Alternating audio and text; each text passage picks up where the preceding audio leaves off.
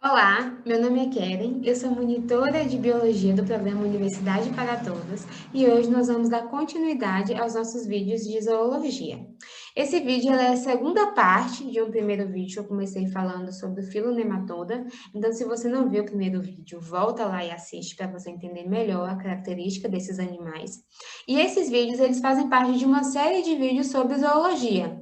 Como eu falei para vocês, esse é o nosso quarto filo. Então, se você não assistiu os outros vídeos, volta lá, assiste desde o primeiro, porque isso é muito importante dentro da zoologia. Acompanhar direitinho quando é que as características surgem, né, qual a característica marcante de cada filo, certo?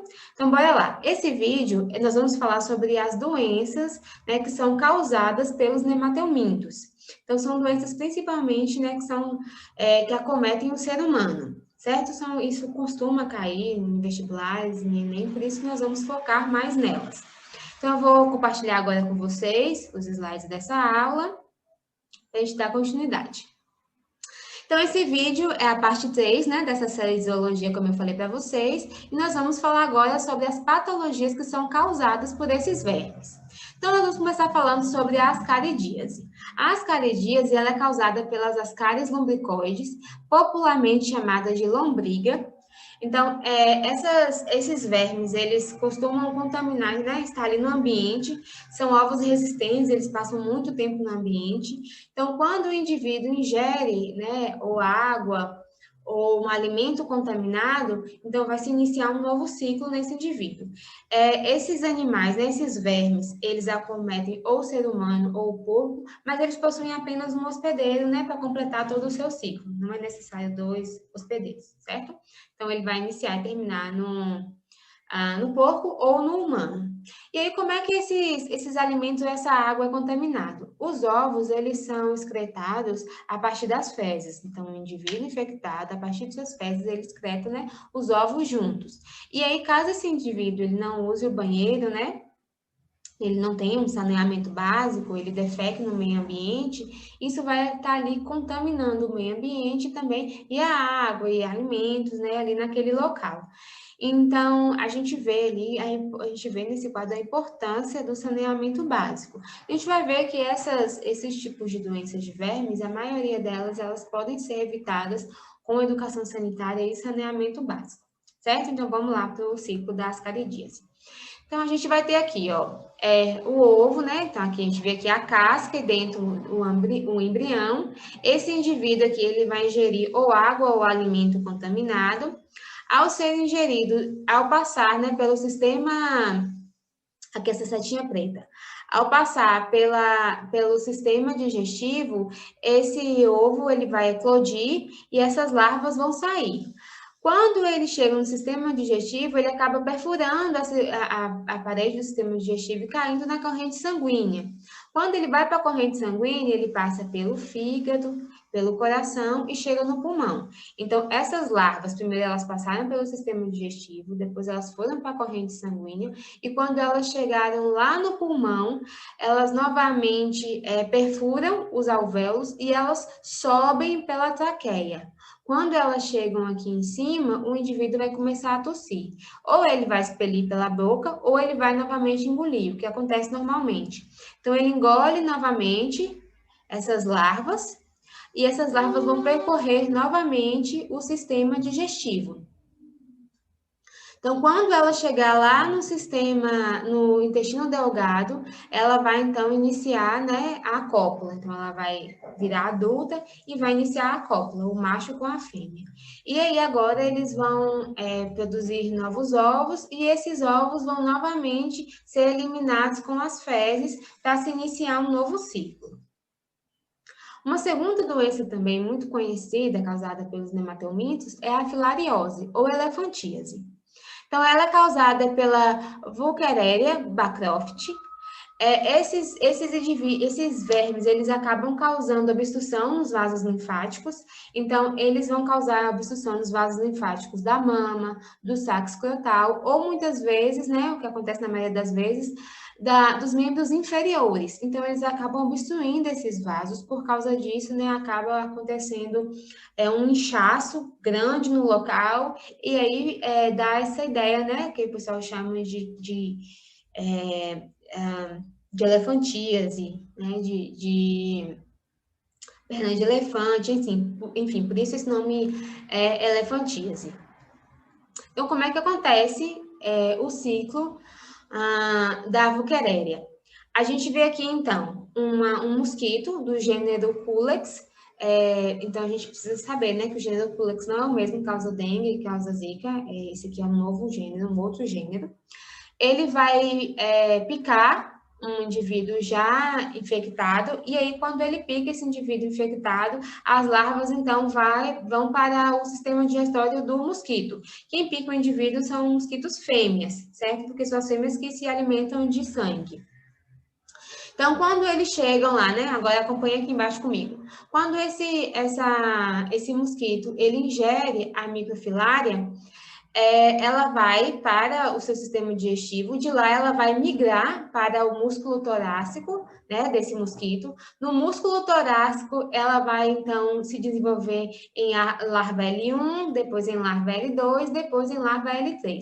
A L3, ela é muito importante porque ela é a forma infectante. Essa larva L3, ela vai, então, migrar, né, sair do músculo torácico para esse aparelho bucal do mosquito, e quando o mosquito for picar novamente uma nova pessoa, né? Quando ele picar, ele vai inserir também ali naquele indivíduo essa larva infectante na forma de L3. Essas larvas, elas vão sair, então, elas vão sair da corrente sanguínea e vão para os vasos linfáticos. Lá nos vasos linfáticos, elas vão, então, se tornar adultas, vão copular, dando origem a novas microfilárias. E essas microfilárias vão, então, migrar para a corrente sanguínea, né? E agora um novo mosquito, fêmea, vai picar esse indivíduo, né, para ingerir o sangue, e quando ele ingerir o sangue, ele vai ingerir junto com o sangue essas microfilárias, e aí vai se iniciar um novo ciclo. Então, diferente, né, das caridias, a gente vê aqui, então, dois hospedeiros. Um hospedeiro definitivo, que é o homem, e um hospedeiro intermediário, que é o mosquito, que também é chamado de vetor. Por quê? Ele é um vetor porque ele vai acabar espalhando a doença. Então, como ele é um mosquito de um gênero específico, ele não acomete todo o Brasil. Ele acaba sendo endêmico de algumas regiões, de alguns estados. Vou falar agora para vocês um pouquinho sobre o bicho geográfico. Então, o bicho geográfico, ele é causado pelo verme Ancylostoma brasiliense. Ele é um verme próprio de cães e gatos, então ele parasita cães e gatos. Porém, as larvas, que são chamadas também de larva migrans cutânea, ela pode infectar o humano, e aí ela acaba ficando na superfície. Por quê? Porque essas larvas, elas não conseguem perfurar as camadas mais profundas da pele e cair na corrente sanguínea. E aí, por causa disso, ela acaba ficando nessa parte mais superficial da pele, certo? E ao caminhar, né, vamos dizer assim, a se locomover pela pele, ela acaba deixando um rastro de inflamação. E aí, por causa disso, acaba surgindo, né, esses desenhos que muitas vezes fica parecendo uma forma só geográfica, e por isso é chamado de bicho geográfico. Então, como que acontece? Nós temos aqui os cães e os gatos, que são os hospedeiros, né, desses vermes. Os hospedeiros adultos no intestino, eles vão copular e os ovos vão ser liberados nas fezes.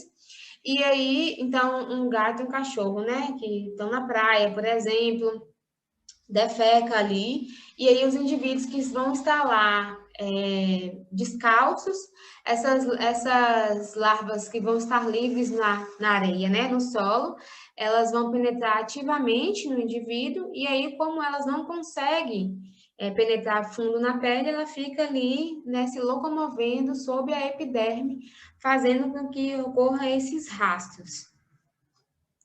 Certo?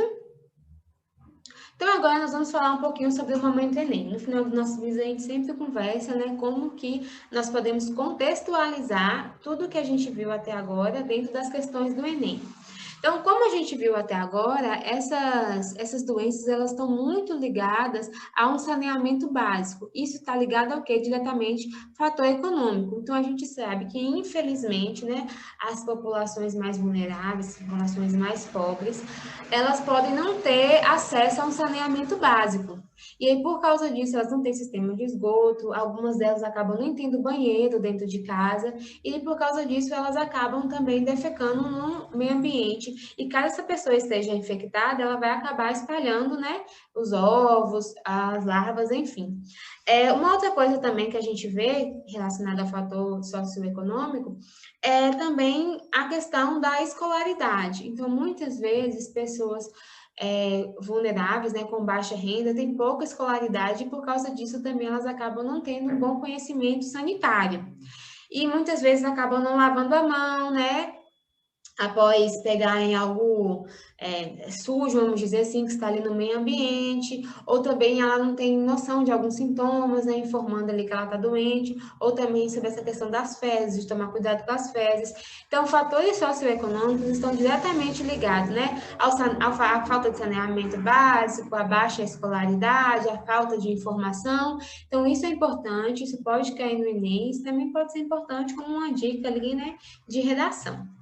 Segunda coisa também que pode cair no Enem ligada a esse filo é o diagnóstico. Então, é importante que você conheça ali, né? Que você conheça os ciclos dessas doenças para você pensar num diagnóstico. Então, por exemplo, as que produzem ovos. Então, a gente viu a ascaridíase. Então, a ascaridíase, ela pode ser diagnosticada através de ovos. Porém, a gente viu que a elefantíase não. A elefantíase são microfilárias que infectam o mosquito e depois vão novamente a larva L3 infectar o ser humano. Então, não há essa questão de liberação de ovos nas fezes. Então, isso você já tem que ficar ligado. Terceira coisa, prevenção. Então, onde que pode ser prevenido esse ciclo?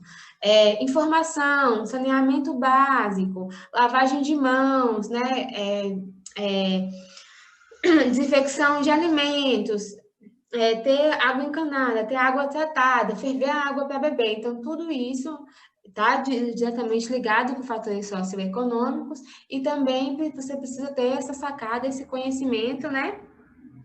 Do ciclo e da doença. E, por fim, tratamento. Então, como poderiam ser os tratamentos? Será que poderia ter um tratamento inovador? Será, por exemplo, como uma vacina ou alguma outra coisa, né, que esteja relacionada à biotecnologia? Então, tudo isso tem que pensar. Qual é a minha dica aqui para vocês no final desse vídeo?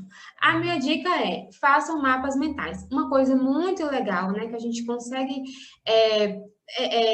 colocar bastante em prática dentro da biologia são os mapas mentais. Porque a partir do momento em que você escreve o ciclo, você pode ir puxando. Então, quais são os fatores socioeconômicos ali envolvidos? Né? Quais são os diagnósticos, prevenção, tratamento? Então, tudo ali você vai puxando. Quem são os hospedeiros? Hospedeiro intermediário, definitivo, né? A relação que o homem tem com o meio ambiente pode influenciar, não pode? Então, faça mapas mentais. Além disso, veja lá os módulos, certo? Dentro do site do PT UESC. Esse assunto está no módulo 4, a partir da página 13. Faça as atividades e é isso. Eu espero vocês no próximo vídeo. Certinho? Tchau!